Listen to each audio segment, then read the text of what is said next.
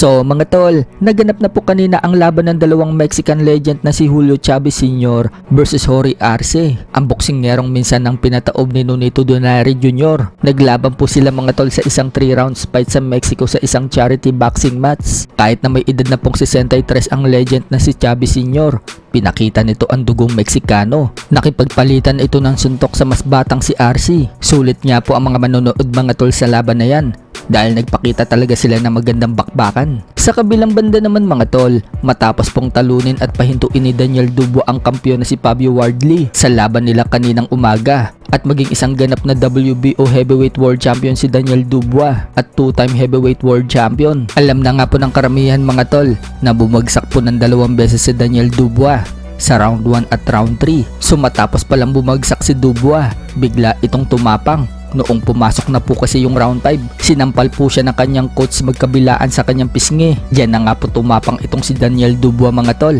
at binasag niya ang ilong ni Wardley. Habang patagal ng patagal yung laban, mas lalong lumalala po ang basag ng ilong ni Wardley, at maging yung mata niya, binasag na din ni Dubois. At may pagkakataon pa na nawawala na ng balanse si Wardley at parang tutumba na. Buong akala nga po natin mga tol, ititigil na ng corner yung laban at maging yung doktor na tumitingin sa wasak niyang ilong at mata, pero itinuloy pa rin po nila yung laban hanggang sa pagpasok ng round 11. Pumonekta na naman ng isang malakas na suntok si Dubois dahilan para mapatalikod itong si Wardley, at dyan na po pumagit na yung referee para itigil yung laban. Sa ganda po ng naging laban, madami pong napariak na mga kapwa nila boksingero at mga promoter at na-amaze sa ganda ng laban, at sinabi pa nila na fight of the year daw yung laban na yan. Sa ibang banda naman mga tol, naganap na nga din po kanina ang laban ni Philippos Nitumboa sa baluarte niya sa Namibia, kung saan nakalaban po niya ang Colombian fighter na si Leonardo Carrillo. Tinalo nga po ni Philippos ang dayong boksingero mga tol sa pamamagitan ng unanimous decision sa score na 116-112, 117-111